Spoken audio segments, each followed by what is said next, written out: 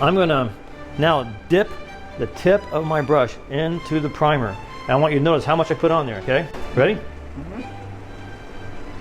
Is that one finger? Nope. Not even one finger, not even close, right? But it's enough. I'm gonna put it on here, okay? And I'm gonna, there we go. So while I've got it here, now I'm just gonna lean it forward and put it in the glazing rabbit. And if I don't have enough, I'll dip it in again. Not much, mind you, just a little bit, okay? And I'll put it in the glazing rabbit, okay? Now, here's something else that people might not know, is that the primer will thicken on you as it ages. Meaning the longer you leave it open, the more of the liquid part of the primer will evaporate and leave you the solids, making the paint or the primer thicker. So if the primer gets too thick in your brush, which I feel like it's too thick right now, and you need some experience to be able to develop an opinion, but what you can do is you can take your mineral spirits that you put in your can because you prepared ahead of time, and you can get some mineral spirits in your brush. I'm gonna wipe it, or I'm gonna use my blotter board here, okay, to get some of the spirits out. But I'm gonna have some spirits in there so that I can thin my product as, oh look, see, oh, look, you gotta be careful, I'm like spilling everywhere. See how I've got some, it's really, really thin. Right. So that thin material is gonna mix into, let me go ahead and turn this. It's going to mix into my primer that's in my brush, okay? And it's going to give me a little bit better flow and, I'm not sure what the word is, flow and, not adhesion either, but it just spreads better. It does. See that? It's going a lot farther. Man, look at that, okay? But, I mean, I got some runs, that's okay. You know, just, you know. It's like using the flax when you solder glass. Yeah? And you should put the flax so the metal like slides a little better. Yeah, okay. Yeah, helps it to flow, right? So it's okay if the mineral spirits mixes with this can of... Right, because it's based on the same type of products. Oil-based primer, mineral spirits is oil-based. That's what you want to be using, okay? See how that's going right there, okay? Isn't that nice? Oh, see? Now look how I'm doing long strokes, okay? I'm trying to get, especially in my molding profile, trying to get those nice, long, even strokes, okay? Now I'm going to turn it. Again, I keep on turning it. I'm just going to do my profile and my glazing rabbit, see? Now there, maybe I almost got a finger, maybe, okay? Now I'm in a groove, and I'm just going to put it on there like that. Okay. There we go. See how I'm getting in there and I'm making sure I get it all in my glazing rabbit, okay? That's good, okay? That nice. So there. So now I've gotten all my sides, okay? Now I can go up around, okay, without much fuss. So I'm just gonna get a little bit here, and now I'm just gonna, what am I gonna do? I'm just gonna start traveling up here. See how I've got my brush and I'm trying to have it even now, keep it at an upward angle. See that? I mean, I'm going down a little bit, okay, but not much, okay? Isn't that nice? Yeah. And you see what I did there? I'm ensuring my paint lines are parallel with the length of the wood. Hear that? So when I got to the top and I crossed that paint line, I made sure that I canceled that out by going along with this one, even though I have a lot of material on that. See what I'm saying? I want to make sure my paint lines are running parallel with the grain of my wood. So I'm going to do this here. I'm going to keep on turning it. There we go. And here I am. I'm going to get my material on there. Okay.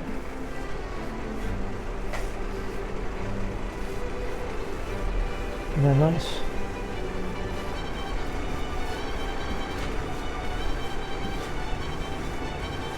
There we go. Perfect. Okay. I'm going to turn it. Now somebody's going to say, Steve, but you didn't prime up there. Okay. That's because I know that that part's going to be behind the parting bead. And so I'm not really concerned about that edge there. I mean, here I got it. That's fine.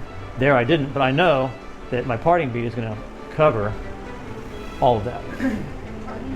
Yeah, parting bead is the small sliver of wood that separates the top sash and the bottom sash. Now, for your case, if you go all the way to the edge like that, that's perfectly fine. Okay. Okay. On the other window. All right. Both windows don't have a good one.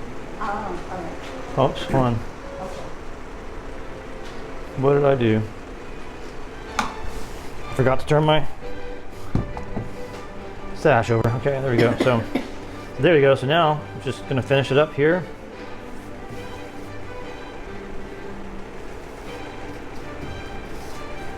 The back side now?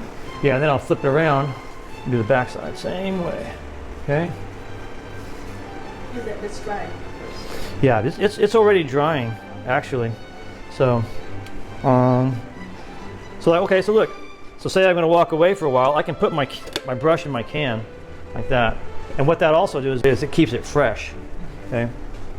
So I'm going to turn it around here and put it on that. And now I can also check, maybe I didn't get something in my glazing rabbit. Okay, well, I can also address that if I need to. But look, so I'm putting it in the thinner here. It released a lot of that right out of my brush already. So I'll do that a lot.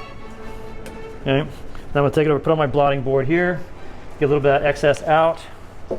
Okay, see how it just kind of squeezes out like that? Okay, there we go. What's that? Like a painter? Yeah, that's exactly what it is. Where the paint's on? Yeah. There we go. See, I'm just put on my rag here, kind of finish it out. All right, so now let's go ahead and finish this up real quick. There's my one finger. See that? Mm-hmm. Good. Isn't that nice?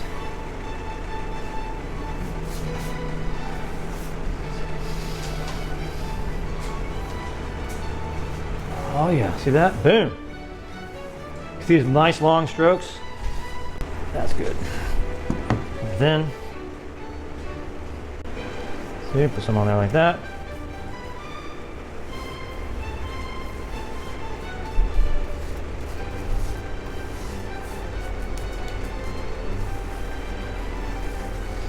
Excellent. Oh, I did it again. Well, I'm gonna prime down here. I don't like doing it that way, but I can do it that way too. I like to turn it if I can. Doing it this way right here is a little uncomfortable for me. I mean, the brush feels weird, but a real painter would say, "Get over it, man," you know. But honestly, I'm not a real painter. I'm a carpenter. I'm a carpenter who has learned the techniques of painting to be able to protect my work, right? I couldn't find a painter who would protect my work the way it needs to be protected, the way it used to be protected back in the old days. Okay, I'm just going to do this here. Come down here like that. There you go. Isn't that nice? Okay, but also check it out. I'm also going to do this piece up here. Okay, while I've got it on its side. And look, see, I'm really working hard to get as much material out of my brush as I can. Right, so every time I press my brush, it releases a little bit more material. It helps it to flow down. So I press it. See, I don't know if you can see it coming out or not. Yep. You know, so there you go. Okay, there's that. And I'm also going to do the bottom that way. Okay, and that'll help. Oh, so nice. Okay, so here's the other thing about primer. Okay, that's important to know is that if you want a really nice looking paint job, don't be afraid to prime 2 or maybe even 3 times. Okay, because one of the things that you're going to want to do if you're really going to, you know, go to town on this is you're going to want to do what I call blemish control. Okay, and blemish control is, okay, there's something that draws undue attention to itself. Like, see this hole right here? Mm-hmm. That's a little nail hole there. You know, I might have my crack there. I might have a scratch there. I might have something that I want to address. So like I've got little fuzzies here. You know, I've got, you know, a fuzzy there. It's a subjective kind of enterprise when you're talking about blemish control, because blemishes to some are not blemishes to others, right? Some people, they want a really nice high level finish, I mean almost glossy or whatever, okay? That takes a certain high level of blemish control. Some people are fine with like a shabby chic look, right? And either is fine. Because what's important is that your sash is protected properly. And how far you go with the blemishes, okay, that's entirely up to you. But here's the other thing about primer is intentionally sandable. Okay? So what you're doing when you prime it, it's not just priming it because somebody said prime it. What you're really trying to accomplish is to create a base that you can then give yourself an adequate paint job on. And sometimes, so like I've got paint lines here, okay? If I go to sand, here's the sanding part. If I go to sand this now and I say those paint lines irritate me, right? And I want it smoother. Well, I might not have a thick enough layer of primer here to sand before I get back to the wood, right? So I could easily, after it dries, or even as it's drying, this stuff's so good that I can put this stuff on really thick, okay? Because that's the other thing about primer, especially oil-based primer, is that it's intentionally buildable. By buildable meaning that it gets thicker. See that? See how that covered so much better? Okay, with that second coat, right? Now imagine the brilliance of your paint when your primer looks almost as good as finished paint. You see that? Okay, so it's an art that you develop, in creating your canvas upon which you're going to paint, right? Because that's what you're actually doing your paint prep here. Does that make sense? Okay, so but this is far enough right here to let dry, and then later we can prime this, or not prime, but glaze it. Okay, because at this stage here, the next step is to glaze. Okay.